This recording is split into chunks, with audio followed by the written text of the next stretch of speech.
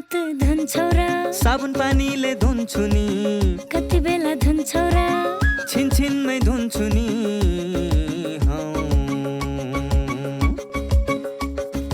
घरमा पस्दा अफिस पस्दा सधैँ धुन्छु हात कोरोनालाई यसै गरी भगाइदिन्छु म त घरमा पस्दा अफिस पस्दा सधैँ धुन्छु हात कोरोनालाई यसै गरी भगाइदिन्छु म त भान्सा छिर्नु अगाडि खाना खानु अगाडि जहाँ त्यही छोएपछि हातले छोपी खोकेपछि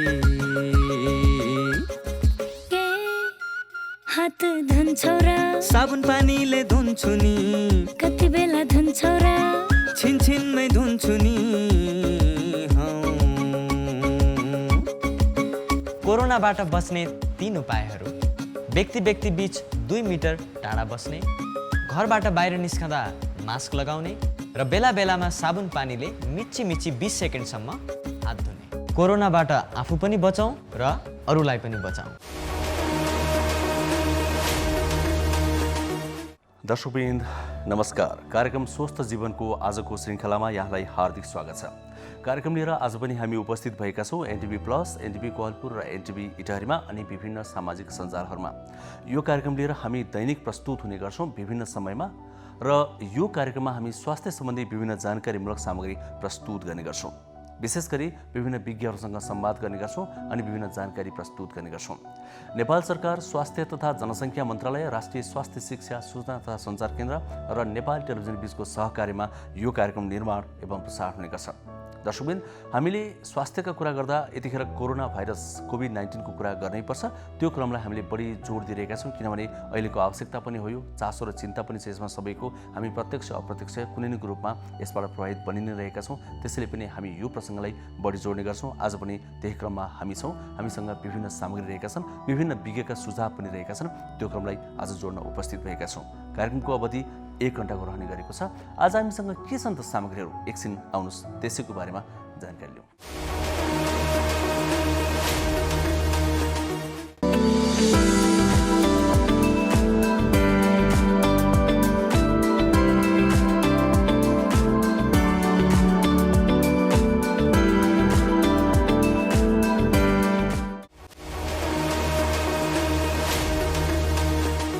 दर्शकवृन्द, कोरोना भाइरसको महामारी बढेसँगै जनस्वास्थ्यका मापदण्डहरू पालना गर्न सरकारले सबैलाई आग्रह गरिरहेको छ। त्यो क्रममा मास्कको प्रयोग अत्यन्तै जरुरी छ भनेर भनिरहेको छ।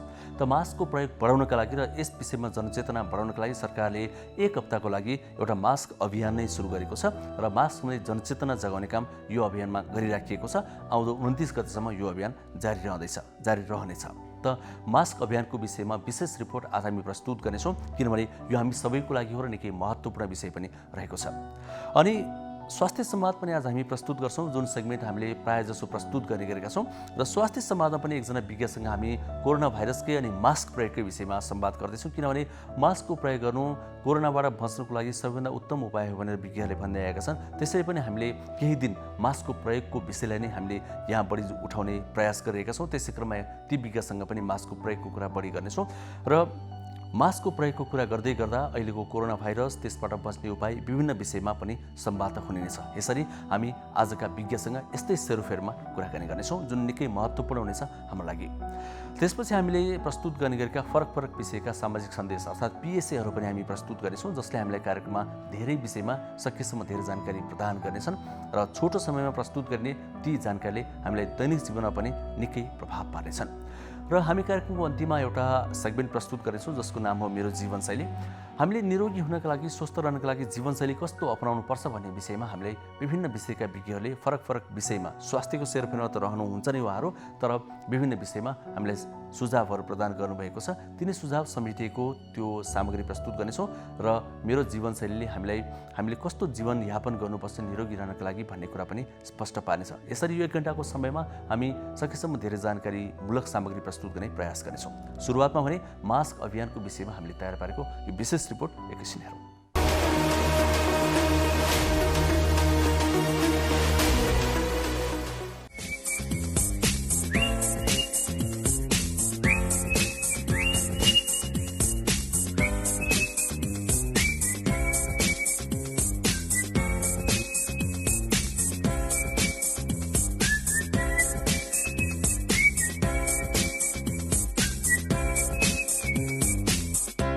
सबै चिज त सम्झनु भयो त, तर मास्क चाहिँ चिउँडोमा किन?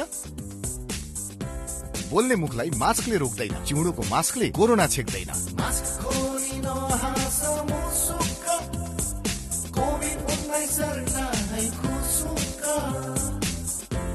सही तरिकाले मास्क लगाऊ, सुरक्षित रहौ। महामारी नियन्त्रण र रोकथाममा मेरो प्रतिबद्धता। मास्क लगाउनु नै हो आजको आवश्यकता। नेपाल मास्क अभियान, नेपाल सरकार, स्वास्थ्य तथा जनसंख्या मन्त्रालय, राष्ट्रिय स्वास्थ्य शिक्षा, सूचना तथा संचार केन्द्र।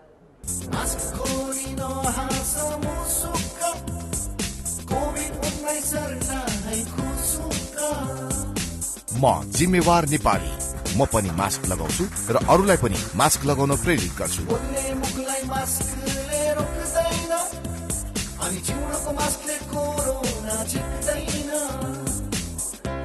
स्वास्थ्य तथा जनसंख्या मन्त्रालयले देशभर नेपाल मास्क अभियान सञ्चालन गरेको छ। महामारी नियन्त्रण र रोकथाममा मेरो प्रतिबद्धता, मास्क लगाउनु नै आजको आवश्यकता भन्ने मूल नाराका साथ मन्त्रालयले अभियान सञ्चालन गरेको हो।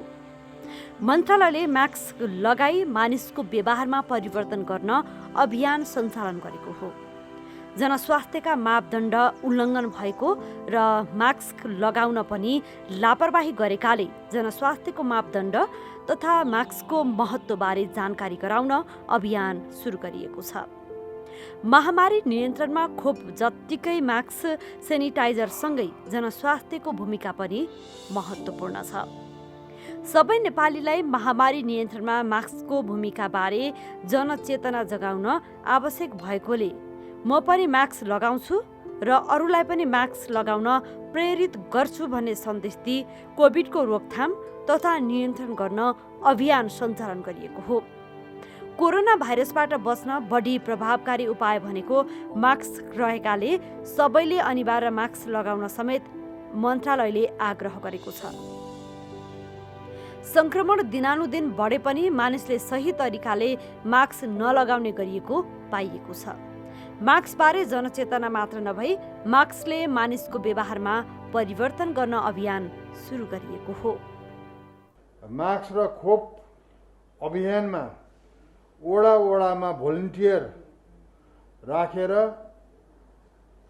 यो मास्क अभियान साथसाथै खोप अभियानलाई चाहिँ सफल पार्नुहुनेछ भने स्वास्थ्य तथा जनसंख्या मन्त्रालयको अपिल छ। कोभिड-19 को महामारीले हाम्रो सुन्दर नेपालको आर्थिक, सामाजिक, सांस्कृतिक र प्रशासनिक सबै क्षेत्रमा गम्भीर असर पुर्याएको छ। कोभिड-19 जस्तो महामारीबाट जोगाउनु नै अहिलेको अवस्थामा सर्वोपरि ठहर छ। जोगाउनुको लागि रोकथाम नियन्त्रण नै हो। यो बाहेक कुनै प्रभावकारी उपाय छैन। संक्रमण रोकथाम नियन्त्रण गर्नको निम्ति जनसंख्याको मापदण्ड पालन र खोप लगाउने कार्य नै हालको अवस्थामा सफल प्रभावकारी उपाय देखिन्छ।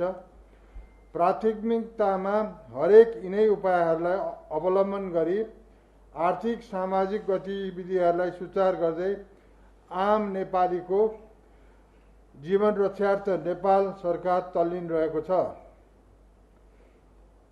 त्यसैले सबैलाई जनस्वास्थ्यका मापदण्ड मूलतः मास्क प्रयोग, भौतिक दूरी कायम, हातको सरसफाइको आवश्यकता र महत्त्व तथा अधिकतम रूपमा अक्षरश व्यवहार अपनाउन कोभिड-19 को रोकथाम तथा नियन्त्रणको लागि नेपाल सरकारले विभिन्न कार्यक्रमहरू सञ्चालन गर्दै आएको छ। कोभिड-19 संक्रमणबाट आम नागरिकलाई बचाउन नेपाल सरकारले खोप अभियानलाई प्रभावकारी रूपमा अगाडि बढाएको छ। यही क्रममा नेपाल सरकारले प्राथमिकताका आधारमा लक्षित समूहलाई कोभिड-19 को विरुद्धको खोप उपलब्ध गराउँदै आएको छ। सबै नेपालीमा छिटोभन्दा छिटो खोप पुर्याउन नेपाल सरकार प्रतिबद्ध छ। यसका लागि नेपाल सरकार स्वास्थ्य तथा जनसंख्या मन्त्रालयले निरन्तर प्रयास गरिरहेको छ।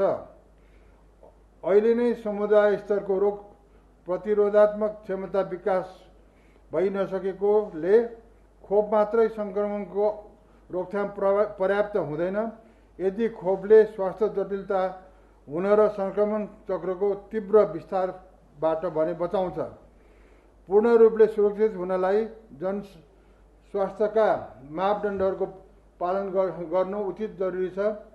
सम्पूर्ण नागरिकहरूले खोप नलगाइसकेको अवस्थामा एक मात्रा पनि खोप नलगाएका, एक मात्रामा खोप लगाएका र पूर्ण मात्रामा खोप लगाएका सबै उचित तरिकाले मास्क प्रयोग सहित जनस्वास्थ्यका सबै मापदण्डको पालना गराउन महत्त्वपूर्ण छ।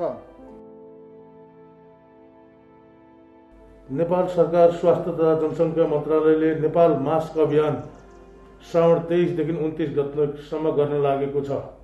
यस मास्क अभियानमा मास्कको सही प्रयोग गर्ने तरिका, मास्क आफूले घरबाट बाहिर निस्किँदा लगाउनु पर्ने र मास्क लगाउन अरूलाई पनि प्रेरित गर्नु पर्ने कुराले गर्दा यो अभियान राखिएको हो।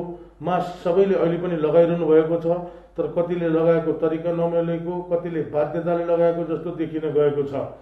कृपया यो मास्क भनेको आफूलाई बच्नलाई मात्र नभएर आफ्नो परिवार, आफ्नो घरमा भएका बुवा आमालाई बचाउन यो मास्कले एकदमै ठुलो रोल खेल्ने हुनाले स्वास्थ्य तथा जनसङ्ख्या मन्त्रालय प्रत्येक नेपालीलाई मास्क लगाउनको लागि हार्दिक आभार गर्न चाहन्छ। मास्क लगाई जिम्मेवार नागरिक बनौँ, कोभिड-19 सङ्क्रमणबाट आफू बचौँ र अरूलाई पनि बचाउँ। कोरोना भाइरस महामारीको अवस्थामा सुरक्षित गर्भावस्था। गर्भावस्था एक विशेष अवस्था हो, चाहे कोरोना भाइरस कोभिड-19 महामारीको बेला नै किन नहोस्। विपद वा सामान्य अवस्था जे भए तापनि गर्भवती तथा उनको गर्भमा रहेको बच्चालाई विशेष हेरचाह र स्याहार चाहिन्छ। गर्भवतीमा पनि कोरोना भाइरसको संक्रमण हुन सक्छ। त्यसैले कोभिड-19 का लक्षणका साथै गर्भावस्थामा देखिन सक्ने खतराका लक्षणहरूबारे जानकारी राखौं। गर्भावस्थामा देखिने खतराका लक्षणहरू: टाउको साह्रै दुख्नु, आँखा तिरमिराएर धमिलो देखिनु, हात तथा मुख सुनिनु, हात खुट्टा अरुरो भई काँप छुट्नु वा मुर्छा पर्नु, कडासित तल्लो पेट दुख्नु, योनिबाट रगत वा पानी बग्नु। यी मध्ये कुनै पनि खतराका लक्षणहरू देखा पर्ने बित्तिकै तुरुन्तै नजिकैको स्वास्थ्य संस्थामा जाँच्न लैजानु पर्दछ। नियमित गर्भवती जाँच तथा खतराका लक्षणको समयमै पहिचान गरी गर्भावस्थालाई सुरक्षित बनाऊ। कोभिड-19 सम्बन्धी कुनै पनि जिज्ञासा वा परामर्श चाहिएमा पैसा नलाग्ने कल सेन्टर 1115 वा 1133 मा सम्पर्क गरौँ।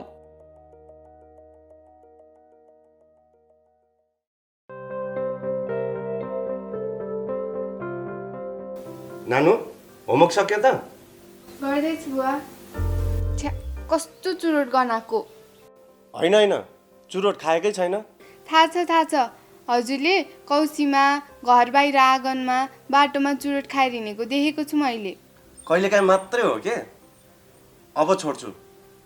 के गर्नु, बानी लागेपछि। सुन्नुहोस्, हजुरले चुरोट खानुभयो, हजुरलाई त असर गर्छ नै। हजुरले खाएको चुरोटको धुवाले हामीलाई पनि रोगी बनाउँछ। हामी रोगी भएको हजुरलाई मनपर्छ? होइन, मलाई त तिमी स्वस्थ फुर्तिलो भएको पो मनपर्छ। त्यसो भए सुन्नुहोस् बा, हाम्रो सरले भन्नुभएको चुरोटको धुवाको 3 तहको असर हुन्छ अरे। First hand, second hand, third hand. होइन, के हो नानु यो first hand, second hand, third hand भनेको? जसले चुरोट खायो उसलाई चुरोटको धुवाले फर्स्ट ह्यान्ड असर गर्छ।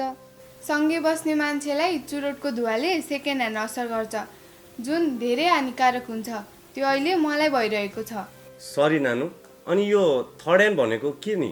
हजुरले जुन ठाउँमा बसेर चुरोट खानुभयो त्यो ठाउँमा पछिसम्म चुरोटको धुवाको असर रहिरहन्छ। त्यही ठाउँमा पछि आएर बस्ने मानिसलाई पनि असर गर्छ, त्यो थर्ड ह्यान्ड भयो। ए, बुझेँ। यो त ठुलो अपराध पो रहेछ। अब म प्रतिज्ञा गर्छु, आजैदेखि धुम्रपान त्याग गर्छु। धन्यवाद बुवा।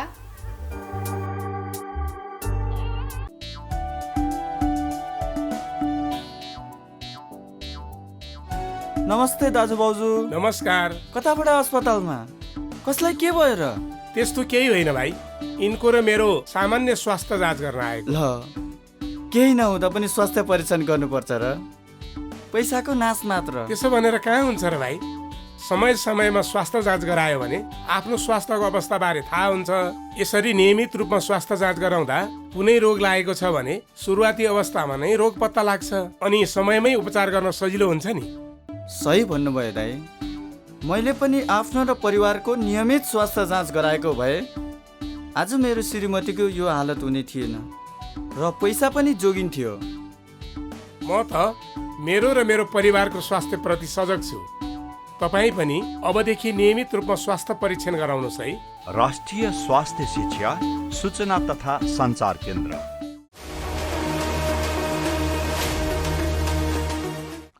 दर्शकवृन्द, कार्यक्रममा एकैछिन समय भएको छ स्वास्थ्य संवादको।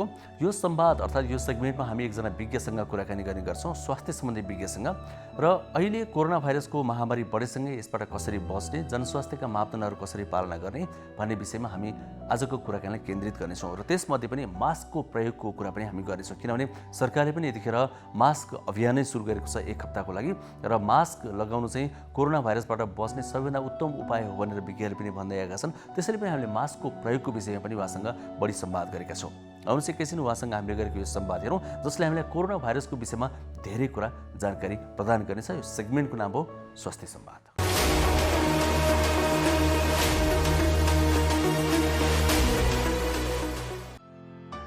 निषेधाज्ञा खुकुलो भएसँगै बजारमा चहल पहल वात्तै बढेको छ। सडकमा सवारी साधनको चाप र मानिसको भिडभाड छ। सरकारले जनस्वास्थ्यको मापदण्ड पालना गर्न आग्रह गर्दै आइरहेको छ, तर बढ्दो भिडभाड र चहल पहल हेर्दा मानिसहरू बेपरवाह देखिन्छन्। लामो समय निषेधाज्ञा गर्दा मानिसको जनजीवन र आर्थिक गतिविधि प्रभावित हुने भएकोले स्वास्थ्यका मापदण्ड पालना गर्नुपर्ने निर्देशनसहित निषेधाज्ञा खुकुलो बनाइएको हो। अहिलेको कोरोना संक्रमण अझै संक्रामक रहेको र मानिसहरूले फेरि जनस्वास्थ्यको मापदण्ड व्यवस्था गर्न थालेकोले आगामी दिन संक्रमण बढ्ने खतरा देखिएको छ। अत्यावश्यक काममा मात्रै घर बाहिर निस्कने, मास्क लगाउने, भौतिक दूरी कायम गर्ने, साबुन पानीले हात धुने लगायत जनस्वास्थ्यको मापदण्ड पालना गर्नुपर्नेमा जनस्वास्थ्यविदहरूले जोड दिएका छन्। संक्रमणको बढ्दो खतरा र नियन्त्रणका उपायबारे नेपाल मेडिकल एसोसिएसनका प्रवक्ता समेत रहनुभएका फिजिसियन डाक्टर विश्वराज दवाडीसँग हामीले संवाद गरेका छौँ। अब यो विगतको हिस्ट्री नै हेर्ने हो, योभन्दा अगाडि 100 वर्ष अगाडिको चाहिँ स्पेनिस फ्लूमा चाहिँ पहिलो लहर, दोस्रो लहर, तेस्रो लहरमा चाहिँ पहिलो लहरभन्दा दोस्रोमा क्षति त्यति बेला नै भएको थियो। भनेपछि यो हाम्रोमा दोस्रो आयो, दोस्रोमा चाहिँ हामीले के गर्ने कुरामा केमा चुक्यौँ भन्ने कुरामा चाहिँ पहिलो लहरमा हामीले कन्ट्याक्ट ट्रेसिङ, मान्छे एउटै टोलमा आए पनि टोलभरिकैलाई चाहिँ कोरोना टेस्ट गर्ने, मान्छेले एम्बुलेन्स ल्याएर चाहिँ टेकु पुर्याउने यावत कुरा गरिरहेको थियो भने दोस्रो लहरमा चाहिँ हामी अलिकन त्यो चुकेकै देखियो। अनि दोस्रो लहरमा चाहिँ यति धेरै बिरामी, यति धेरैलाई एउटै व्यक्तिलाई चाहिँ 100 लिटर चाहिँ अक्सिजन चाहिने चाहिँ जुन देखियो र राज्यले पूर्ति गर्न सकेन, अस्पतालले पूर्ति गरेन, क्षति बिहोरियो। त्यही भएर तेस्रो लहर यो हुन्छ, किनभने पहिलाकै विगतका भाइरल इन्फेक्सनहरूमा चाहिँ यी भएका परिदृश्य हुन्। हाम्रो देश भनेको चाहिँ स्रोत कम भएको, डाक्टर अथवा हेल्थ केयर वर्कर अथवा रिसोर्सै कम भएको देश भए चाहिँ यस्ता महामारीमा चाहिँ हामी सचेतै हुने हो। कुनै चिज ल्याएर चाहिँ पूर्ण गर्न सकिन्न, त्यही भएर हामी सचेत चाहिँ हुनैपर्छ। आउला नआउला छुट्टै कुरा, तर आउँछ नै भनेर चाहिँ हामी प्रिपेयर चाहिँ बस्नुपर्छ। अझ बालबालिका बढी जोखिम हुन्छन् भनेर एउटा विश्लेषण पनि गरिएको छ, यहाँहरूले नै भन्नुभयो। हजुर, साँच्चै बालबालिका धेरै यसबाट प्रभावित हुने हुन्? के देखिएको छ उता बङ्गलादेशको ढाकामा, के देखिएको छ? कुन उमेर समूहका व्यक्तिहरूलाई चाहिँ यसको धेरै असर देखिएको छ? नेपालमा आयो भने के साँच्चै बालबालिकामै बढी असर देखिएला त? हेर्नुहोस्, यो कोरोना भाइरस आरएनए भाइरस हो। आरएनए भाइरसले चाहिँ रूप फेरेर आइरहेको छ। यो डिएनए भाइरस जस्तो हुँदैन, यसले स्वरूप चाहिँ फेरिरहेको छ। र अहिले हजुरले नै सुनिराख्नु होला डेल्टा भेरिएन्ट, हाम्रै सब कन्टिनेन्ट इन्डियन भेरिएन्ट पनि भन्छन्। भेरिएन्ट रूप फेरेर आइरहेको चिज र नन भ्याक्सिनेटेड ग्रुप भनेको चाहिँ अहिले हामी 16-18 वर्षभन्दा मुनिको चाहिँ धेरै व्यक्ति चाहिँ अनभ्याक्सिनेटेड छौँ।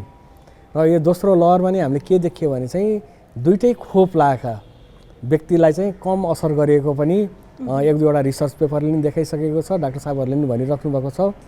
अब हामीलाई डर चाहिँ भनेको कसलाई सुई लगाइएको छैन भन्दा चाहिँ हाम्रै बालबालिकालाई लगाइएको छैन। त्यही भएर सचेत हुनुपर्छ। आउला नआउला भन्दा पनि पहिले हामी चाहिँ एउटा फ्रन्ट लाइनमा चाहिँ बसेर यो कसरी लड्ने भन्नेमा चाहिँ अहिले समय छ। जस्तो तेस्रो लहर आइसके पछाडि चाहिँ अझ बालबालिकालाई धेरै गाह्रो हुन्छ भनिएको छ।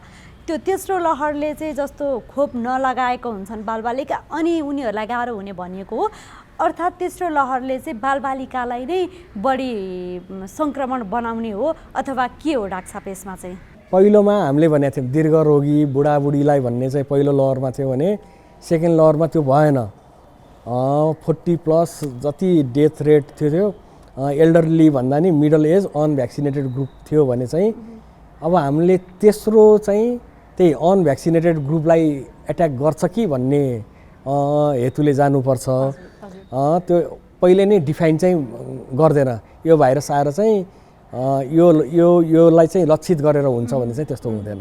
भनेको त्यो समूहले खोप लगाएको छैन, खोप नलगाइसकेपछि प्रभावित ती समूह हुन्छन् भनेर यसरी विश्लेषण गर्न सकियो होइन?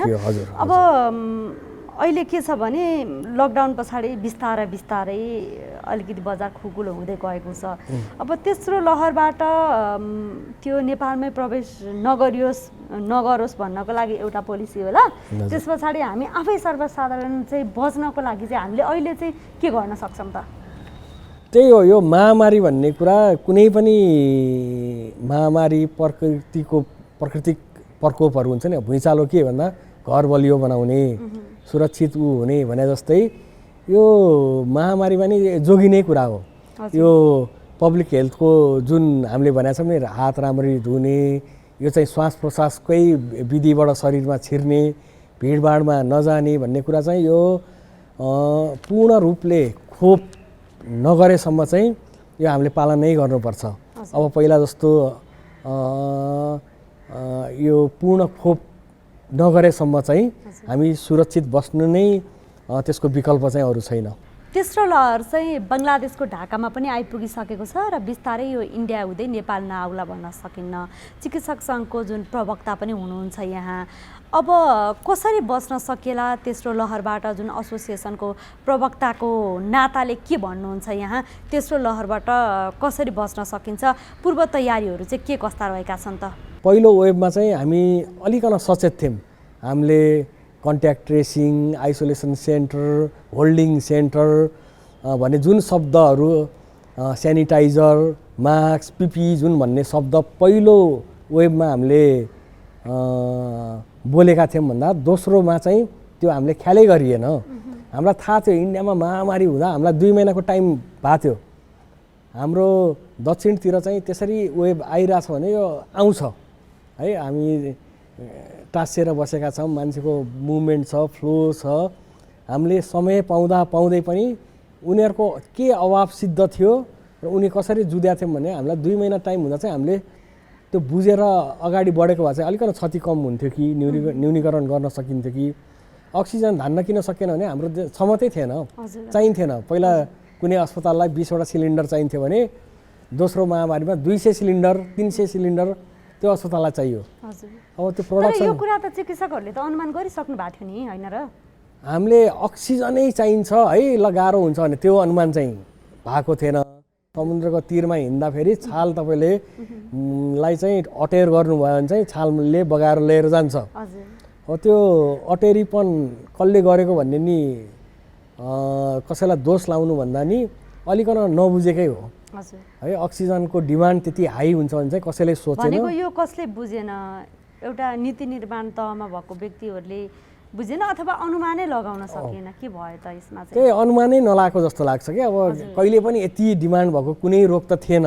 यो 100औं वर्षमा एउटै अस्पतालमा 10वटा सिलिन्डर चाहिने चाहिँ एउटा अस्पताललाई 400 सिलिन्डर चाहिन्छ भन्ने त कहीँ पनि अनुमानै नभएको चिज भएर चाहिँ देशले 2 हप्ता 3 हप्ता चाहिँ कष्ट नै भोगेको।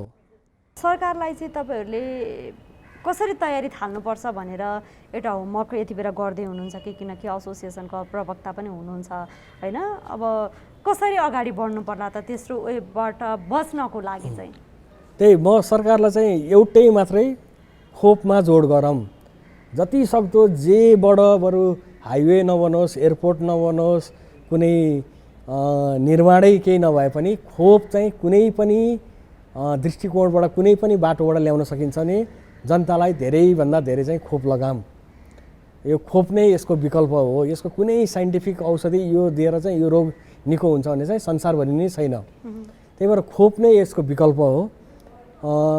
सरकारलाई मात्रै म भन्दिनँ, विपक्षी दल जुन अरू पोलिटिकल पार्टीहरू जुन फ्रन्ट मिडिया कर्मीदेखि आफ्नो तर्फबाट गर्ने चाहिँ तपाईँ सुरक्षित हुनुहुन्छ भने तपाईँको बुवा आमालाई नि खोप लगाम, आफ्नो नातापातालाई नि खोप लगाम, स्वास्थ्यकर्मी त सबैले लगाम र यो खोपलाई नै जोड गर्नुपर्छ। हामीले अहिलेको यो वर्षको बजेट बरु पुरै खोपलाई गर्न छ भने खोप गरौँ, बरु 1 वर्ष एयरपोर्ट ढिला होस्, 1 वर्ष हाइवे नबनोस्, 1 वर्ष पुल नबनोस्, तर खोपलाई चाहिँ राज्यले चाहिँ इम्पोर्टेन्ट दिएर कुनै पनि हालतमा कसरी ल्याउन सकिन्छ त्यसैमा जोड गरौँ।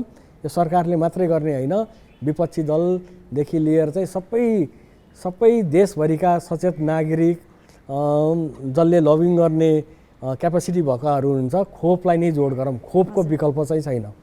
संसारभरि नै खोपमै गइरहेको छन्। अब हाम्रो देशमा खोप बन्दैन, पैसा दिएर किन्छु भन्ने पनि अवस्था छैन। तर अब विश्वव्यापी रूपमा महामारी छ, सबैले आफ्नै नागरिकलाई इम्पोर्टेन्ट दिन्छन्। त्यही भएर खोप लाउन चाहिँ म यो पार्टी त यो पार्टी त यो भनेर चाहिँ नजाम। अहिले चाहिँ पुरै देशका मान्छे चाहिँ देशलाई चाहिँ सुचारू गर्ने हो भने चाहिँ हामी खोपको विकल्प छैन, खोपमै जानुपर्छ। तेस्रो लहर नेपालमा आउँछ नै भनिरहेको अवस्थामा मेडिकल एसोसिएसनको प्रवक्ताको नाताले सरकारलाई दिनुभएको सुझावहरू के छन्? अहिले सरकारसँग यहाँहरूको कुराकानी हुन्छ हुँदैन, के छ त? हामीले पटक पटक सरकारलाई चाहिँ हाम्रो नेपाल चिकित्सक सङ्घ भनेको चाहिँ देशभरिको एउटा छाता सङ्गठन हो।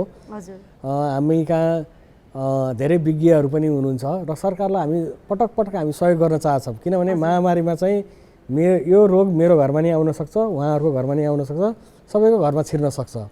हामी उहाँहरूलाई सहयोग गर्न एकदम सधैँ तत्पर छौँ र सहयोग पनि गरिरहेको छौँ। अहिले हामीले लगभग 18-22वटा जिल्लामा चाहिँ कन्सन्ट्रेटरदेखि लिएर पिपीदेखि लिएर मास्क हामी चाहिँ हाम्रो स्वास्थ्य कर्मीलाई चाहिँ मनोबल बढ्ने कुराहरूमा चाहिँ हामीले धेरै एक्टिभिटिज गरिरहेछौँ। अस्ति मात्रै हामीले चाहिँ कोभिडमा चाहिँ क्रिटिकल केयरमा चाहिँ कसरी काम गर्ने भन्दा चाहिँ हामीले 12,000 चिकित्सकलाई चाहिँ हामीले अनलाइन ट्रेनिङहरू दियौँ। अहिले चाहिँ मनोचिकित्सक कस्तो भइरहेछ भने मान्छे 22 दिन 25 दिन आइसोलेसनमा अथवा विदेशमा अड्केर अथवा बोर्डरमा अड्केर यो रोग भन्दा नि रोग बाहेक अरू चाहिँ तपाईँको मेन्टल इलनेसहरू चाहिँ बढिरहेको भएर चाहिँ अहिले नेपाल चिकित्सक सङ्घले चाहिँ यो साइकियाट्रिक कन्सल्टेसन काउन्सिलिङ कसरी गर्ने भन्ने त्यो पनि तालिम भइरहेको छ। हामी चाहिँ सरकारलाई हेल्प गर्न, सपोर्ट गर्न र चाहिएको परामर्श दिन चाहिँ हामी सदैव रेडी छौँ। किनभने मैले भने यो रोग मेरो घरमा नि छिर्न सक्छ, तपाईँको नि घरमा छिर्न सक्छ। त्यही भएर चाहिँ सल्लाह सुझाव यो मिलेरै गर्ने हो। टेक्निकल कुरामा चाहिँ के सपोर्ट चाहिन्छ, के हेल्प गर्न चाहिन्छ हामीलाई बोलाउनुहोस्। हामीले पटक पटक पनि सहयोग गरिरहेका छौँ, अहिले पनि हामी रेडी छौँ। त्यही भएर तेस्रो लहरकोलाई चाहिँ हामी मिलेर जानुपर्छ। हामीलाई अहिले यो समय दिएको हो, समयमा चाहिँ सदुपयोग गरिएन भने चाहिँ तेस्रो लहरले कसरी हान्छ भने चाहिँ कसैलाई केही थाहा छैन। योभन्दा अगाडि पनि त हस्पिटलहरूमा धेरै घटनाहरू भएका हुन् होइन? पटक पटक त्यस्ता घटनाहरू पनि देखि नै राखिएको छ। अब उनीहरूको मनोबल बढाउनको लागि चाहिँ अब एसोसिएसनको तर्फबाट के कस्ता कामहरू हुन्छन् त? सरकारहरूलाई यो सम्बन्धी के कस्ता सुझावहरू लिएर यहाँले जुन पेस गर्नुहुन्छ त, के छ त यसमा चाहिँ? त्यही अब तेस्रो लहरमा चाहिँ पहिलोमा हामीले पिपी सेनिटाइजरका कुरा गरेका थियौँ भने दोस्रोमा अक्सिजनको कुरा भयो। तेस्रोमा चाहिँ मलाई चाहिँ कता कता स्वास्थ्य कर्मी नै कम होला कि भन्ने चाहिँ एउटा डर छ। हेर्नुहोस्, कोरोनाको उपचार सस्तो छैन, माइल्ड केही नहोला, तर तपाईँलाई निमोनिया भएर आइसियु बस्न परेको कन्डिसनमा तपाईँ कुनै पनि अस्पतालमा दिनको 20,000देखि लिएर 1 लाखदेखि लिएर 1.5 लाखको खर्च छ। कुनै स्वास्थ्य कर्मीको चाहिँ तलब 20,000 छ, अनि दिनको चाहिँ 1.5 लाख खर्च भनेपछि कुनै बुवा आमाले बरु त घर बस तिमी नजाऊ भनेको स्थिति मैले यही दोस्रो लहरमा पनि देखेको छु। तलब पाउनु छ 20,000, कोरोना लाएर तिमी आइसियु बसेको चाहिँ दिनको 1 लाख भने चाहिँ कहाँबाट ल्याउने उसले होइन? छोराछोरीको त आमा बुवालाई माया हुन्छ होइन? अब दुःख गरेका छन् बिचराहरू। अहिले एउटा म आइसोलेसनमा अहिले पनि काम गरिरहेको छु। एउटा सिस्टर बहिनीको चाहिँ 6 महिनाको नानी रहेछ, एउटा कोठा 2टा कोठा लिएर बसेको होला। उहाँलाई बच्चाको नि माया छ, सिम्टम धेरै देखिएको छैन। अब कुनै अस्पतालमा जाऊँ दिनको 15,000 20,000 खर्च, महिनाको तलब चाहिँ 20,000 अनि दिनको खर्च 15,000 भन्दा हामीले उहाँलाई त्यही आइसोलेसन सेन्टरमा चाहिँ हामीले राखेर उपचार गरिराखेका छौँ। किनभने बिचरा बच्चाको त माया छ उहाँलाई।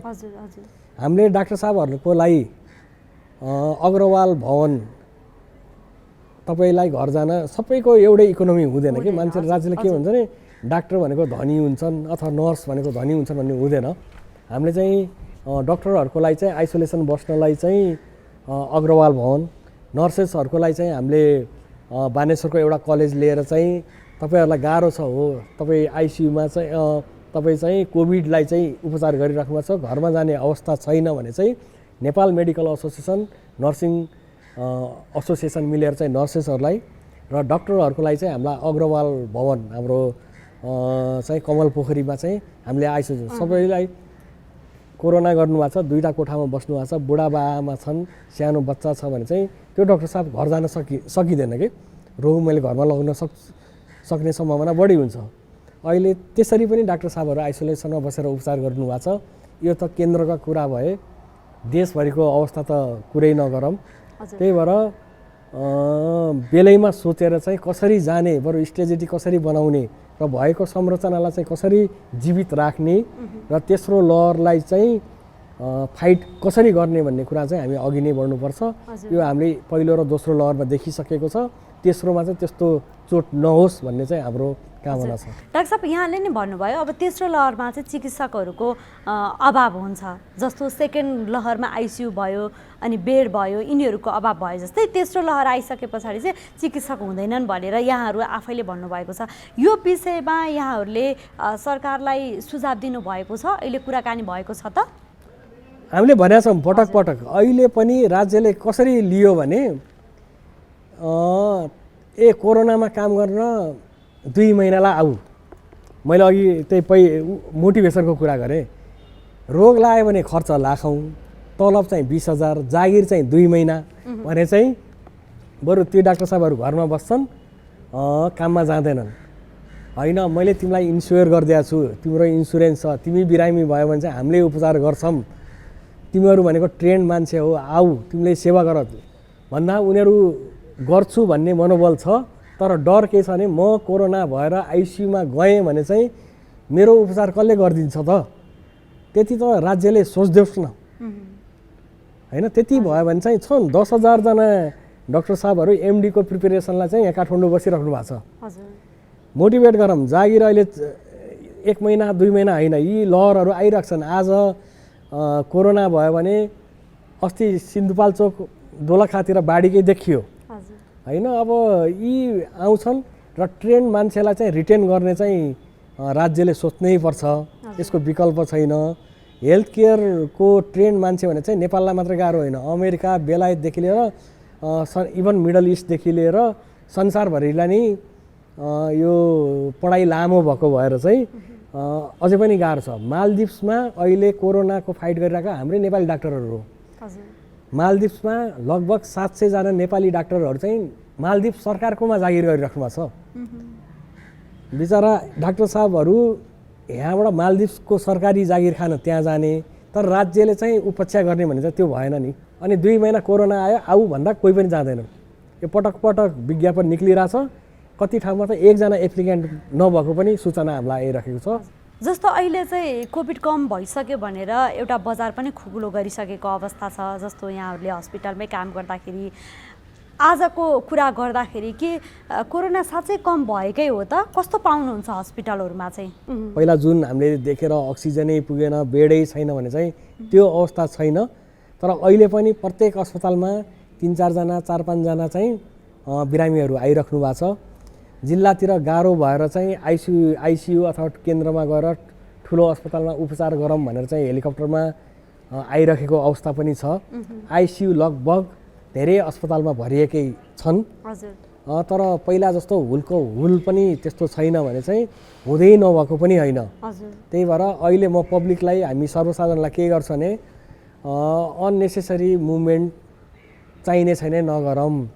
तरकारी एउटा 3टा खानुहुन्थ्यो भने एउटै खानुहोस्। बुढाबुढीहरू हुनुहुन्छ, दीर्घरोगी हुनुहुन्छ, खोप लाउन पाउनु छैन घरमै बसौँ। खोप नलाएसम्म अझै सुरक्षित भइसकेको अवस्था छैन।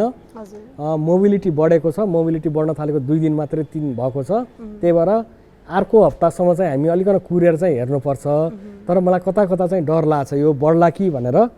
1-2वटा मिडियाले त लेखिसक्नु भयो सरकारी अस्पतालमा बढ्न थाल्यो पनि लेख्नु भएको थियो भने म काम गर्ने संस्थाहरूमा चाहिँ एकदमै निल भएको चाहिँ छैन। 3-4 जना 4-5 जना माइल्ड मोडरेट सिम्टम लिएर चाहिँ आइराख्नु नै भएको छ। नयाँ केसहरू थपिने क्रम कस्तो छ? त्यही मैले भने नि पहिला 15, 20, 50 जना आउनु भएको थियो भने चाहिँ अहिले 5-7 जनामा चाहिँ घटेको चाहिँ छ।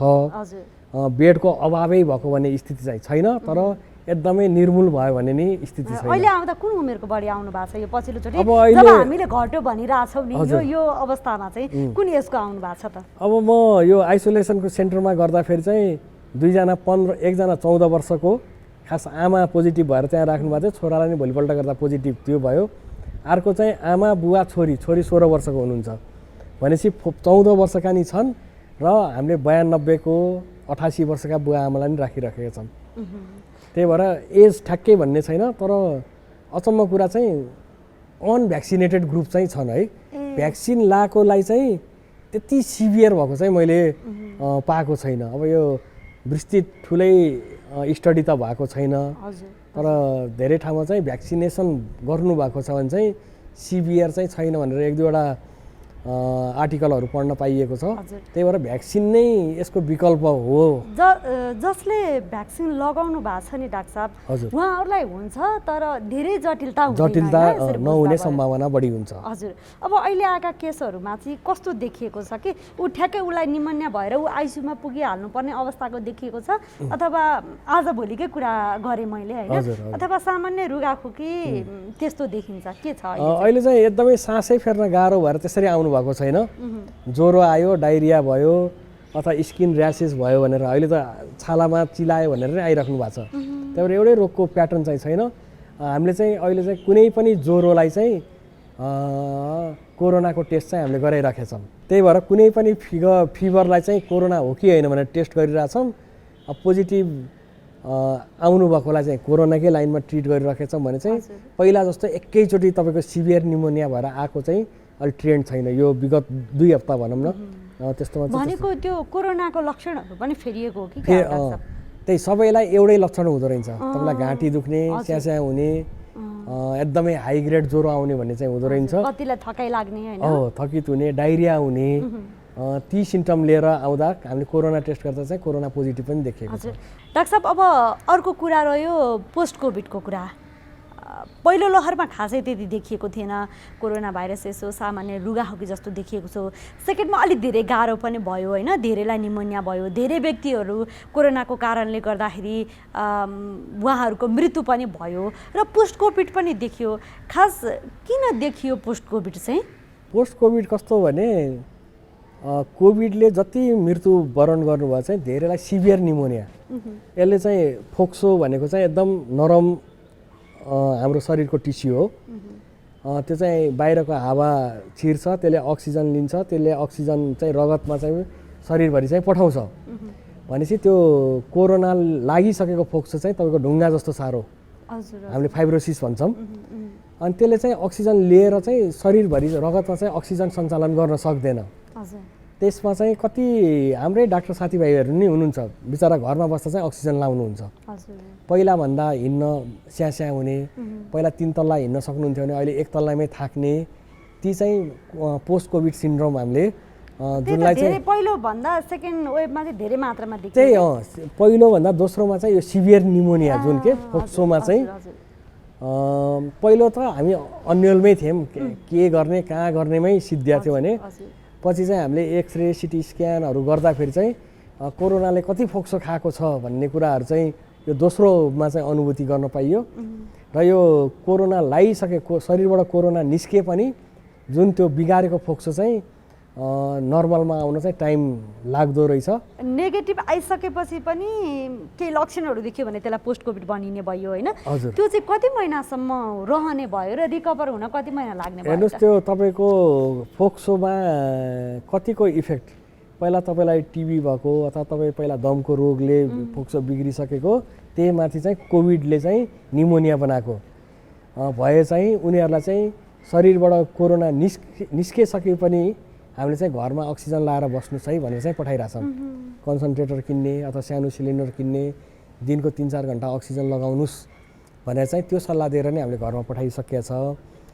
र कति चाहिँ हजुरहरूले नि सुन्नुभयो होला न्युजमा, कोरोना त उसको निको भइसकेको थियो तर निमोनियाले बित्नुभयो भन्दा चाहिँ त्यही कोरोना त उसको शरीरबाट निस्क्यो तर जुन फोक्सो उसको बिग्रिएको थियो त्यो चाहिँ रिकभर हुन नसकेर धेरै मान्छेको चाहिँ मृत्यु पनि भयो। त्यही भएर यो ठ्याक्कै एक्ज्याक्ट यो डेट भन्ने हुन्न, लङ टर्म अक्सिजन भनेको अहिले मैले चाहिँ कुन कुरामा जोड दिन चाहे भने नि डाक्टर साहब, जस्तो यो प्रोग्राम हेरिरहनु भएका दर्शकहरूमा जसलाई पोस्ट कोभिडको समस्या छ होइन, यो कति महिना पछाडि चाहिँ जोखिम नहुने रहेछ त भनेर चाहिँ उहाँलाई थाहा होस् भनेर के, अथवा 4 महिना 5 महिना 6 महिना पछाडि चाहिँ म पहिलाकै जस्तो रिकभर हुने रहेछु भन्ने त्यो चाहिँ के छ त? त्यसमा अब तपाईँ कोरोनाबाट तपाईँको शरीरबाट कोरोना भाइरस निक्लिसकेको छ, तपाईँलाई सिभियर निमोनिया भएको थियो, हिँड्दा थकित अझै पनि हुनुहुन्छ, अलिकति उकालो हिँड्दा स्यास्या हुनुहुन्छ नि, यसले चाहिँ समय लाग्छ। यो ठ्याक्कै 1 महिना 6 महिना 1 वर्ष भन्ने हुँदैन। तपाईँको लङ्सले कति रेस्पोन्स गर्छ र तपाईँको कति लङ्स चाहिँ रिभर्स हुन्छ भन्ने कुरा चाहिँ ठ्याक्कै यकिन चाहिँ छैन। तर यङ मान्छे हुनुहुन्छ, धुवा धुलोमा कम काम गर्नुभएको छ, तपाईँको फोक्सो स्वस्थ थियो भने चाहिँ रिकभरी टाइम छोटो हुन्छ भने तपाईँ दमको रोगी, तपाईँ पहिलेदेखि ट्युबरक्लोसिस भएर फोक्सो बिग्रेको, तिनीहरूको चाहिँ रिकभरी पिरियड चाहिँ लामो हुनसक्छ। जस्तो अहिले यहाँसँग कुराकानी गरिराख्दाखेरि सर्वसाधारणहरूले पनि जो आफैलाई कोरोना भएको छ उहाँहरूले पनि प्रोग्राम हेरिरहनु भएको छ, हाम्रो दर्शकहरूलाई चाहिँ यहाँहरूको कुराबाट जुन चिकित्सक पनि हुनुहुन्छ होइन, एसोसिएसनको यहाँ प्रवक्ता पनि हुनुहुन्छ मेडिकल एसोसिएसनको, र चिकित्सकै नाताले भन्नुपर्दाखेरि जस्तो मलाई कोभिड भएर बसिरहेको यदि म अवस्थामा कति महिनासम्म चाहिँ पोस्ट कोभिड हुने रहेछ भनेर चाहिँ थाहा पाउने त? त्यही अब उहाँलाई श्वास प्रश्वासमा गाह्रो भएन, अक्सिजन सेचुरेसन मेन्टेन छ, निमोनिया भएन, अस्पताल भर्ना भएको छैन भने चाहिँ पोस्ट कोभिड सिन्ड्रोम देखिने प्रोबेबिलिटी कमै हुन्छ।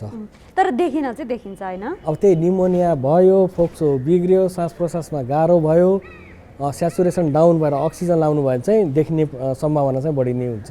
हजुर हजुर। अब हामी कुराकानीको लगभग अन्तिमतिर पनि आइसकेका छौँ डाक्टर साहब। अब जति नै कुरा गरे पनि अहिले त कोरोनाकै समय छ होइन, हामी धेरै जसो यही कुरामा नै सर्वसाधारणहरू त्रसित पनि हुनुहुन्छ।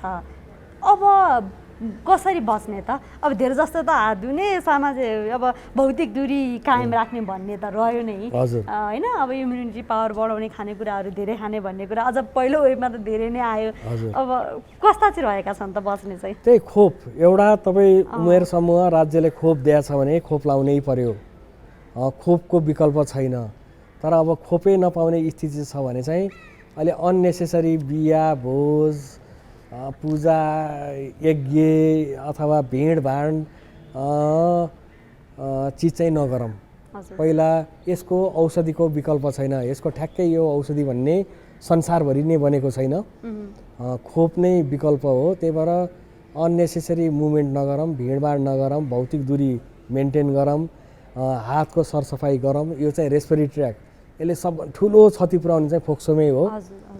त्यही भएर फोक्सो जोगाउनलाई चाहिँ भिडभाड कहीँ जानुहुन्छ भने मास्क प्रयोग गरिदिनुहोस्, हात धुने बानी बसालौँ, अननेसेसरी भिडभाड नगर्ने नै राज्यले पनि त्यही भनेको छ, हामीले पनि त्यही भनिराखेको छौँ। राज्यलाई चाहिँ सल्लाह चाहिँ खोपमै जोड गरौँ र अब चाहिँ थर्ड फेजको लागि चाहिँ एउटा आइसोलेसन सेन्टर, होल्डिङ सेन्टर, बोर्डरमा क्वारेन्टाइनको व्यवस्था चाहिँ थर्ड फेजमा गर्नुपर्छ।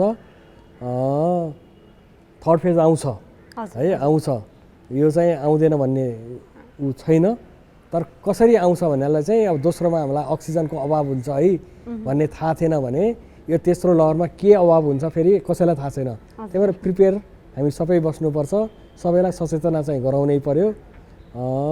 यो श्वास प्रश्वासबाट सर्ने भएको भएर एउटा भौतिक दूरी र सरसफाइ पनि मेन्टेन गरौँ। सुरक्षित बस्नु नै एउटा उपाय हो भने खोप अर्को चाहिँ मोस्ट इम्पोर्टेन्ट चाहिँ खोपै हो। हाम्रो एक सन्तान छ, अर्को तुरुन्तै जन्माउने इच्छा छैन। त्यसैले परिवार योजनाको लामो अवधिका केही अस्थायी साधनहरूको बारेमा सल्लाह लिउँ भनेर आएको। तपाईहरु जस्तो लामो अवधिको गर्भान्तर गर्न चाहनेहरूको लागि इम्प्लान्ट वा आयुसिडी नै ठिक हुन्छ। अनि यो इम्प्लान्ट आयुसिडी कहाँ कसरी प्रयोग गरिन्छ, कति समय काम गर्छ होला? इम्प्लान्ट चाहिँ महिलाहरूको पाखुराको छाला मुनि राख्ने र यो एक पटक राखेपछि 5 वर्षसम्म गर्भ रहँदैन। अनि आयुसिडी नि?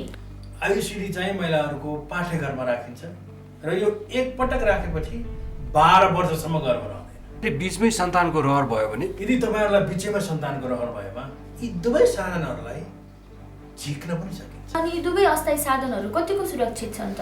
सुरक्षित र प्रभावकारी छन्। तपाईहरुले केही डर मान्नु पर्दैन। पहिला तपाईहरु सल्लाह गर्नुहोस्, त्यसपछि सेवाको लागि त हामी जहिले आउनुहुन्छ तयार छौँ। अब अहिले यो कोरोना महामारीको बेलामा सबैभन्दा महत्त्वपूर्ण कुरा भनेको मास्क हो सुरक्षाको लागि। त्यसैले मास्कको बारेमा चाहिँ थाहा पाउनु एकदमै जरुरी छ। अहिले धेरैले मास्कको प्रयोग गरिरहनु भएको छ, तर जतिले प्रयोग गरिरहनु भएको छ उहाँहरूले पनि यो राम्रो तरिकासँग प्रयोग नगरिरहेको अवस्था छ।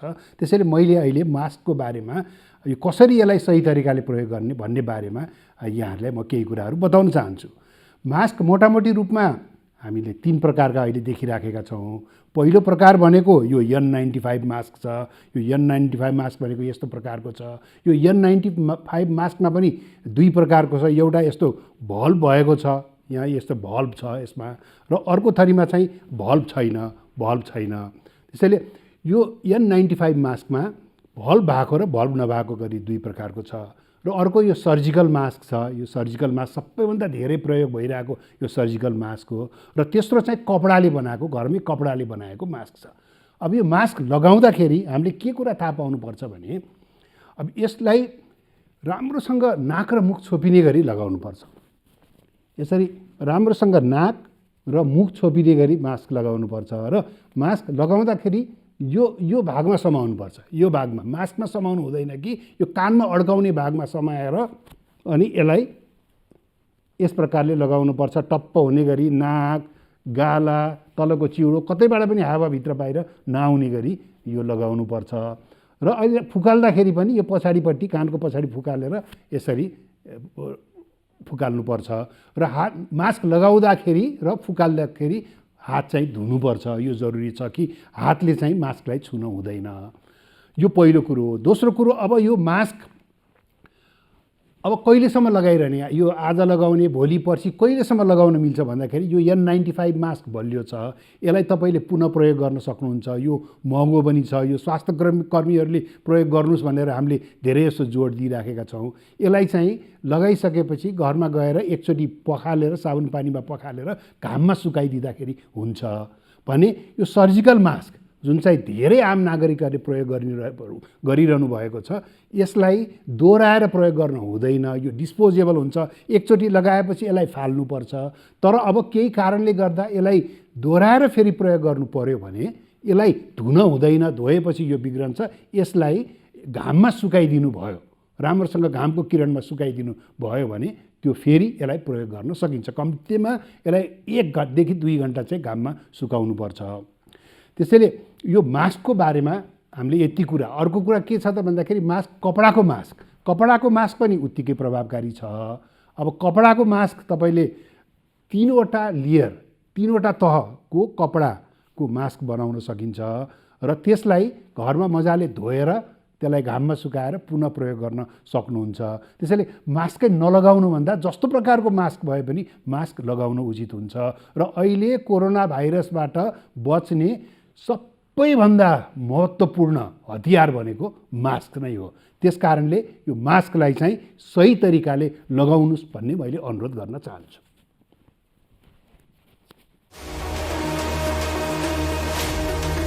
दर्शकबिन कार्यक्रममा फेरि पनि हार्दिक स्वागत छ। अब एकैछिन हामी प्रसङ्ग उठाउँदैछौँ जीवनशैलीको अर्थात् लाइफस्टाइलको। हामीले पछिल्लो समयमा अलि बढी सोखिन भएर खानेकुराहरू पनि जिब्रोको लागि अर्थात् स्वादको लागि बढी खान थालेका छौँ। स्वास्थ्यको लागि भन्दा पनि हामी शारीरिक अभ्यासहरू कम गर्न थालेका छौँ, तनावमा बाँच्न थालेका छौँ। हाम्रो जीवनशैली त्यस्तो बन्दै गएको छ। वास्तवमा हामीले निरोगी रहने हो भने, स्वस्थ रहने हो भने, रोग लागिसकेको छ र त्यसलाई हटाउने हो भने, भगाउने हो भने पनि कस्तो जीवनशैली अपनाउनु पर्छ भन्ने कुरा चाहिँ हामीले बिर्सिरहेका छौँ। हो, त्यही कुरा सम्झाउन एकजना विज्ञ यो सेगमेन्टमा आउनुहुन्छ। आज पनि एकजना विज्ञ आउनुभएको छ। उहाँले हामीलाई केही सुझाव दिनुभएको छ। त्यही सुझाव अब हामी प्रस्तुत गर्दैछौँ हाम्रो यो अर्को सेगमेन्ट मेरो जीवनशैलीमा।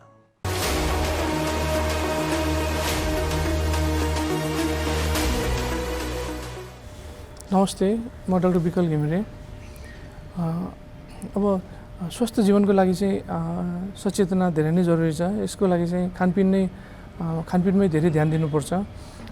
हामीले खाना ठिक्क खाने, गुलियो कुराहरू कम खाने, माछा मासुहरू ठिक्क खाने, यी कुराहरूमा अलिक बढी ध्यान दिनुपर्छ। अब हेल्दी लाइफस्टाइलको लागि चाहिँ हल्का एक्सर्साइज गर्ने, एक्टिभिटीहरू गर्ने, यी कुराहरू इम्पोर्टेन्ट छन्।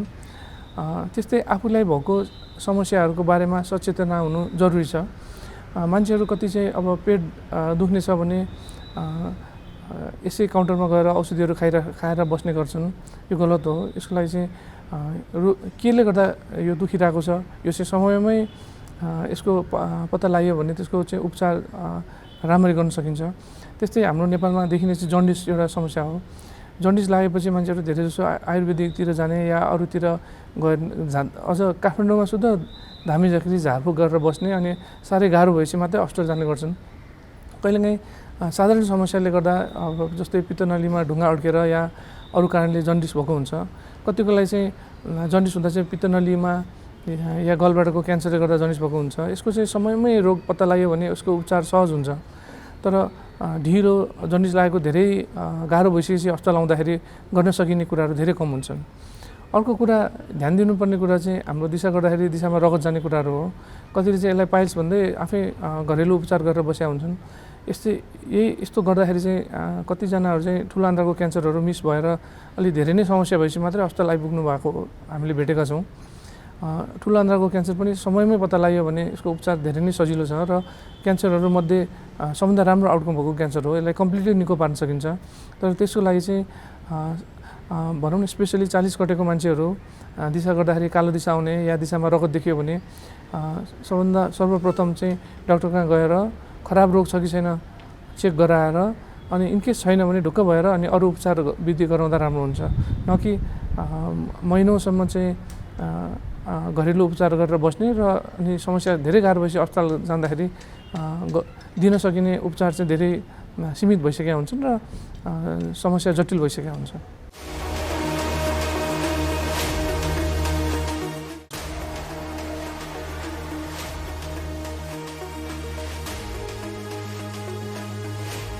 कार्यक्रम स्वस्थ जीवन हरेक दिन एनटिभी प्लसबाट बिहान 7 बजेदेखि 8 बजेसम्म र पूर्ण प्रसारण साँझ 5 देखि 6 बजेसम्म एनटिभी कोहलपुरबाट 1 देखि 2 बजेसम्म र एनटिभी इटहरीबाट दिउँसो 2 देखि 3 बजेसम्म प्रसारण हुने गरेको छ।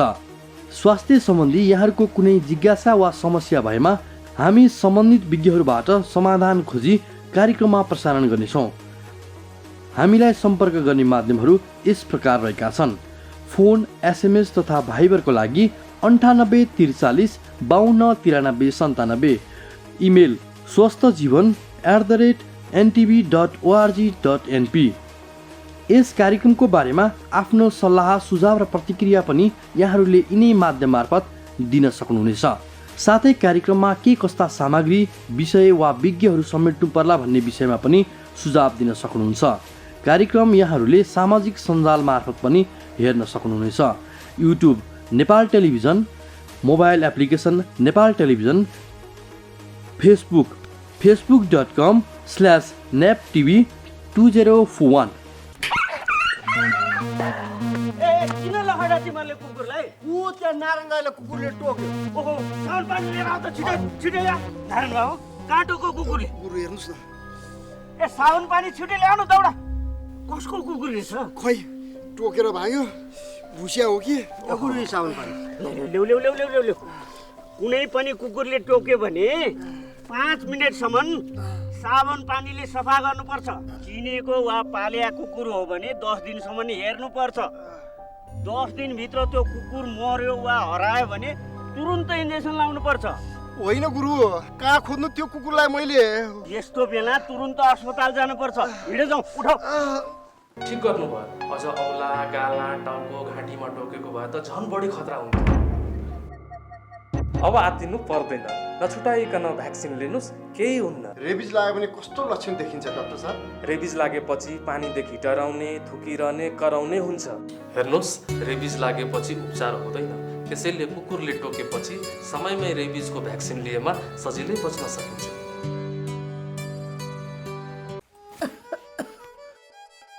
काकी कता हिँड्नु भएको? रुगा खोकी लागेर सन्चो नभएको धेरै भयो, औषधि लिन हिँडेकी म त। हो, म पनि अस्ति बिरामी हुँदा एन्टिबायोटिक औषधि किनेर खाकी थिएँ। मसँग बाँकी छ, त्यही खाँदा भइहाल्छ नि, किन जानु पर्यो र? हिँड्नुहोस्, मसँग औषधि लिएर जानु होला। ल ल जाऊ। कहाँ जाने कुरा हुँदैछ? बहिनीकोमा एन्टिबायोटिक रहेछ, त्यही लिन जरा लाकी। कहाँ त्यसरी एन्टिबायोटिक खानुहुन्छ त? स्वास्थ्य कर्मीको सिफारिस बिना मैले छोरीलाई एन्टिबायोटिक औषधि खुवाउँदा रोग बल्झेर छोरीले कति धेरै दुःख पाए। तुरुन्त स्वास्थ्य कर्मी कहाँ गएर जचाएर मात्र औषधि खानुहोस्। तपाईँ यहाँ आएर धेरै राम्रो गर्नुभयो। एन्टिबायोटिक औषधिको दुरुपयोगले बारम्बार रोग बल्झिएर निको हुन गाह्रो हुन्छ र हामी सबैलाई जोखिममा पारेको छ। त्यसैले सधैँ स्वास्थ्य कर्मीको सिफारिसमा मात्र एन्टिबायोटिक औषधि पुरा मात्रामा र पुरा अवधि सेवन गर्ने गरौँ।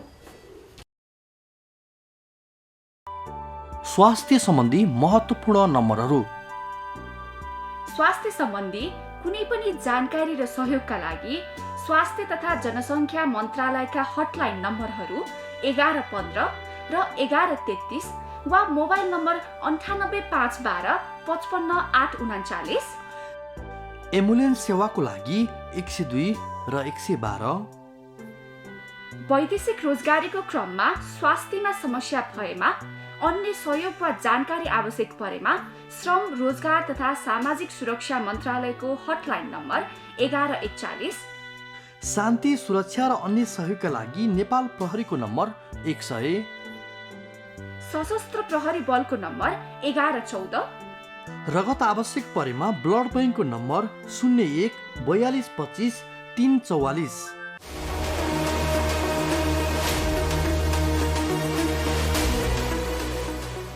हजुर, समय सकिन आँट्यो, हामीले छुट्टिनुपर्छ आजलाई। भोलि फेरि भेटौँला। यो दैनिक कार्यक्रम हो। हामी एनटिभी प्लस, एनटिभी कलपुर, एनटिभी इटहरीमा त यो कार्यक्रम प्रस्तुत गर्छौँ नै दैनिक रूपमा, तर फरक फरक सामाजिक सञ्जालहरूमा पनि प्रस्तुत गर्छौँ। जस्तै युट्युबमा पनि छ यो कार्यक्रम, हेर्न सक्नुहुन्छ। नेपाल टेलिभिजनको मोबाइल एप्समा पनि छ, हेर्न सक्नुहुन्छ। अनि वेबसाइटमा पनि हेर्न सक्नुहुन्छ। र फेसबुक पेज नेपाल टेलिभिजन जुन छ त्यसमा पनि हेर्न सक्नुहुन्छ। स्क्रिनमा हामीले ती ठेगाना देखाइरहेका छौँ। कार्यक्रम कस्तो लाग्छ सल्लाह सुझाव दिँदै गर्नुहोला। तिनलाई आधारमा हामी कार्यक्रम निर्माण गर्नेछौँ। स्वास्थ्य सम्बन्धी कुनै जिज्ञासा छ या प्रश्न छ भने पनि हामीलाई पठाउनुहोला। हामी तिनको पनि उत्तर खोज्ने प्रयास गर्नेछौँ। त्यसको लागि फोन गर्न सक्नुहुन्छ, एसएमएस गर्न सक्नुहुन्छ, भाइबर मार्फत जोडिन पनि सक्नुहुन्छ। हामीले ती ठेगानाहरू स्क्रिनमा देखाइरहेका छौँ। तपाईँले इमेल पनि गर्न सक्नुहुन्छ, त्यो ठेगाना पनि स्क्रिनमा देखाइरहेका छौँ। हामी जाँदैछौँ, अब भोलि फेरि आउँछौँ। मास्क लगाउन नबिर्सौँ। भिडभाड हिँड्नु छ भने मास्क भनेको हामीले बचाउने एकदम ठुलो उपाय हो र स्वास्थ्यको विषयमा हिल्चेक्न कहिले पनि नगरौँ। कोरोना भाइरसको महामारीबाट त बच्नु छँदैनै छ, आफू पनि बचाउँ, अरूलाई पनि बचाउँ, यही आग्रह गर्छौँ। भोलि भेटौँला। आजलाई छुट्टिन्छौँ। हस् त, नमस्ते।